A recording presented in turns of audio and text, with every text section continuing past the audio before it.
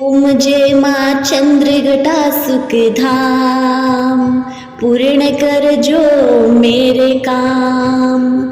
चंद्र समाज तो शीतल दातरी, चंद्र तेज किरणों में समाती। या देवी सर्वभूतेषु माँ चंद्रघटा रूपेण संस्थिता। नमस्तस्ते नमस्तस्ते नमस्तस्ते नमो नमः। जय माता दी प्रिय भक्तजनों, आज शारदीय नवरात्रा का तीसरा दिन है। आज अश्विन मास के शुक्ल पक्ष की तृतीया तिथि है। आज नवरात्रा के तीसरे दिन माता चंद्रघटा की पूजा की जाती। माँ चंद्रघटा देवी पार्वती का विवाहित रूप है। भगवान शिव से विवाह के बाद देवी महागौरी ने अपने माथे को आधा चंद्र से सजाना शुरू किया और जिसके कारण देवी पार्वती को देवी चंद्रघटा के नाम से जाना जाता है। आज के दिन माँ चंद्रघटा और दुर्गा सप्तशती की कथाएं सुनने से व्यक्ति को लंबी आयु प्राप्त होती है। उनके सारे रुके हुए काम पूर्ण हो जाते हैं और जो भक्त सच्चे दिल से नवरात्रा की व्रत करता है और माताओं की कथाएं सुनता है तो उसकी सारी इच्छाएं पूरी हो जाती हैं। तो आप सभी भक्तजन इन कथाओं को पूरी श्रद्धा से सुनिएगा। माँ दुर्गा की तीसरी शक्ति का नाम चंद्रघटा है। नवरात्रा उपासना में तीसरे दिन इन्हीं के विग्रह का पूजन आराधना की जाती है। इनका स्वरूप परम शांतिदायक और कल्याणकारी है। इनके मस्तक में घंटे के आकार का अर्धचंद्र है। इसी कारण इस देवी का नाम चंद्रघटा पड़ा है। इनके शरीर का रंग स्वर्ण के समान चमकीला है। इनका वाहन सिंह है। हमें मन, वचन, कर्म और शरीर से शुद्ध होकर विधि विधान के अनुसार माँ चंद्रघटा की शरण लेकर उनकी उपासना आराधना में तत्पर हो। इनकी उपासना से हमें सभी सांसारिक कष्टों से छूटकर सहज ही परम पद के अधिकारी बन सकते हैं। दुर्गा सप्तशती का तीसरा अध्याय, महिषासुर का वध। महिषासुर के प्रधान सेनापति चिक्षुर ने जब देखा कि हमारी सेना का संहार हो रहा है तो वह क्रोध से भर गया और स्वयं भी अंबिका के साथ युद्ध करने के लिए चल पड़ा। उसने युद्ध के मैदान में जाकर देवी पर बाणों की वर्षा की जैसे बादल मेरू पहाड़ के शिखर पर पानी की धारा बरसा रहे हो। इस पर देवी ने अपने बाणों से चिक्षुर के बाणों को काटकर उसके सारथी एवं घोड़े को मार डाला। इसके बाद देवी ने चिक्षुर के धनुष तथा ध्वजा को भी काट दिया। चिक्षुर के धनुष के कट जाने पर देवी ने उसके अंगों को भी अपने बाणों से बीन दिया। धनुष, रथ, घोड़ा और सारथी के नष्ट हो जाने पर चिक्षुर अपने हाथों में ढाल एवं तलवार लेकर भगवती देवी का वध करने के लिए आगे बढ़ा। उसने तलवार से सिंह के मस्तक पर प्रहार करके बड़े वेग से उसने देवी की बाही भुजा पर वार किया। वह तलवार जब देवी की भुजा पर पड़ी तो वह टूट गई। इस पर क्रोध से लाल नेत्र करके चिक्षुर ने अपने त्रिशूल से देवी पर वार किया। त्रिशूल आकाश मार्ग से घिरता हुआ सूर्य के समान प्रकाशमान दिखाई पड़ा। त्रिशूल को अपनी ओर आते देख देवी ने अपने त्रिशूल से चिक्षुर के त्रिशूल के 100 टुकड़े कर दिए और इसके साथ ही देवी के त्रिशूल ने चिक्षुर के प्राण भी हर लिए।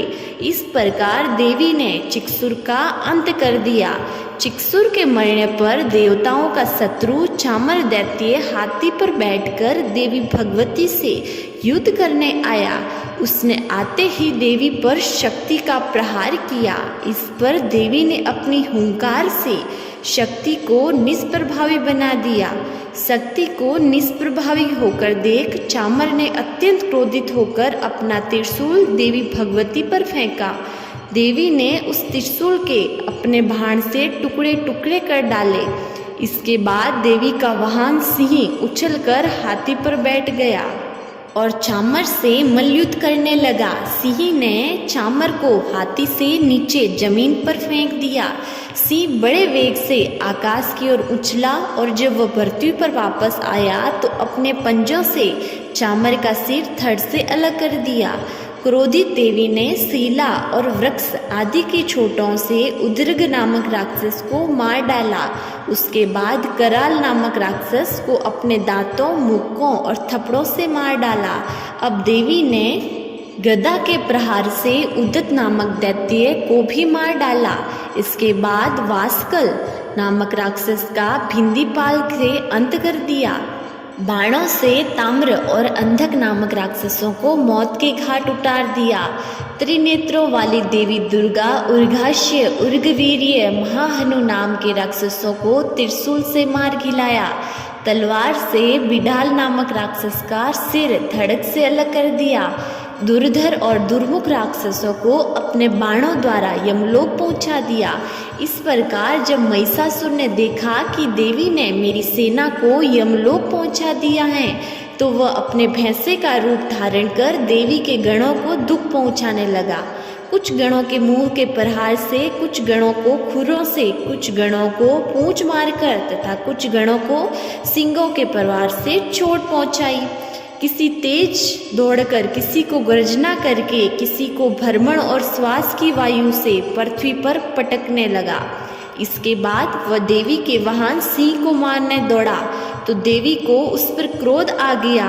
इस पर भैंस बना महिषासुर क्रोधित होकर अपने खुरों से धरती को खोदने लगा तथा ऊंचे पहाड़ से सींग से पत्थर फेंकने लगा और गरजने लगा। महिषासुर के वेग से दौड़ने के कारण पृथ्वी हिलने लगी। पूंछ की फटकार से समुद्र का जल उछल उछल कर चारों ओर पृथ्वी पर फैलने लगा। सींगों के आघात से मेघ खंड खंड हो गए और उसकी स्वाद से, वायु से उड़ते हुए सैकड़ों पर्वत आकाश से पृथ्वी पर गिरने लगे। इस पर देवी ने पास फेंककर दैत्य को बांध लिया। दैत्य ने बंध जाने पर भैंसे का रूप त्याग दिया। अब महिषासुर ने सिंह का रूप धारण कर लिया और जैसे ही देवी का सिर काटने को हुई तो दैत्य ने आदमी का रूप बना लिया जो हाथ में तलवार लिए था। देवी ने फौरन अपने बाणों से उस मायावी राक्षस को उसी तलवार ढाल सहित बींध डाला। अब वह हाथी बन गया। अपनी सूंड से वह देवी के वाहन सिंह को खींचने लगा। इस पर देवी ने अपनी तलवार से उसकी सूंड काट डाली। अब महिषासुर ने एक बार फिर भैंसे का रूप धारण कर लिया। पहले की तरह अब वह चर अचर जीवों सहित समस्त त्रिलोकी को व्याकुल करने लगा। अब क्रोध से भरकर देवी बारंबार उत्तम मधु का सेवन करने लगी और लाल लाल नेत्र करके अट्टहास करने लगी। उधर बल, वीर्य तथा मद से क्रुद्ध हुआ दैत्य भी गरजने लगा।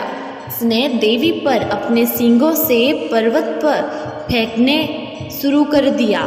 देवी दुर्गा ने अपने बाणों से उन पहाड़ों के टुकड़े टुकड़े कर दिए। मधुपान के कारण लाल मुख वाली देवी लड़खड़ाने वचनों से बोली, अरे ओ मूर्ख, जब तक कि मैं मधुपान का सेवन कर रही हूँ तब तक तू गर्जना कर ले। मैं अभी तुझे यही मारूंगी, तब देवता यहाँ गर्जना करेंगे। इतना कहकर देवी दुर्गा उछलकर उस दैत्य पर जा चढ़ी और उसने अपने पैर से दबाकर सूल से उसके गले पर आघात किया। देवी के पैर से दबने पर दैत्य अपने दूसरे रूप से अपने मुख से बाहर होने लगा। अभी वह आधा ही बाहर निकला था कि देवी ने अपने प्रभाव से उसे रोक दिया। अब वह आधा निकला हुआ ही राक्षस युद्ध करने लगा तो देवी ने तलवार से उसका सिर काट दिया। इस प्रकार राक्षस महिषासुर का अंत हो गया। महिषासुर के मारे जाने पर दैत्य सेना हाहाकार करने लगी। तब उस सारी सेना का देवी ने नाश कर दिया। इस पर सब देवता अत्यंत प्रसन्न हुए। ऋषियों, महर्षियों सहित समस्त देवता देवी की स्तुति करने लगे। गंधर्वराज गान करने लगे तथा अप्सराएं नृत्य करने लगी। ओम। चौथा अध्याय, देवताओं द्वारा देवी की स्तुति। ऋषि बोले, देवी ने जब पराक्रमणी दुरात्मा महिषासुर का वध कर लिया और राक्षसों की सेना को मार दिया तो इंद्रादि समस्त देवता अपना सिर और शरीर झुकाकर भगवती दुर्गा की स्तुति करने लगे। जिस देवी ने अपनी शक्ति से यह जगत व्याप्त कर दिया और जो देवता समस्त देवताओं तथा महर्षियों की पूजनीय हैं, उस अंबिका को हम भक्ति पूर्वक वंदना करते हैं। वह हम सबका कल्याण करे। जिस अतुल बल और प्रभाव का वर्णन भगवान विष्णु, भगवान शंकर और ब्रह्मा जी भी नहीं कर सके, वही चंडिका देवी इस संपूर्ण संसार का पालन करे और अशुभ भय का विनाश करे। पुण्यात्माओं के घरों में आप स्वयं लक्ष्मी का रूप हो और पापियों के घरों में तुम अलक्ष्मी का रूप हो और सतकुल के जन्म लेने वालों के लिए तुम लज्जा रूप होकर अपने उनके घरों में निवास करती हो। हम उस दुर्गा भगवती को नमस्कार करते हैं। हे देवी, इस संसार का पालन करो। हे मातेश्वरी, आपके इस अचिंतनीय रूप का असुरों का संहार करने वाली शक्ति तथा युद्ध में असुरों के साथ आपके अनेक प्रकार के चरित्रों को हम किस प्रकार वर्णन कर सकते हैं, अर्थात आपकी महिमा का वर्णन शब्दों से बाहर की बात है। आप संपूर्ण संसार की उत्पत्ति का कारण हैं। आप में सत्वगुण, रजोगुण और तमोगुण में तीनों उपस्थित हैं, तो भी दोषों के साथ आप ससर्ग नहीं बन पड़ता। भगवान विष्णु और महादेव आदि देवता भी आपका पार करने में असमर्थ हैं। आप ही सबकी आश्रय हैं। यह समस्त जगत आपके अंशभूत हैं, क्योंकि आप सबकी आदिभूत अव्याकृता पराप्रकृति हो। हे देवी, संपूर्ण यज्ञों में जिसके उच्चारण में सब देवता तृप्त होते हैं, वह स्वतः आप ही हैं। इनके अतिरिक्त आप पितरों की भी तृप्ति का कारण हैं, इसलिए सब लोग आपको श्वधा कहते हैं। हे देवी, वह विद्या जो मोक्ष को देने वाली है, जो अचिंत्य यज्ञ स्वरूपा हैं, मोक्ष की इच्छा वाले मुनिजन जिनका अभ्यास करते हैं, वह तुम ही हो। हे देवी, तुम वाणी रूप हो, दोष रहित हो।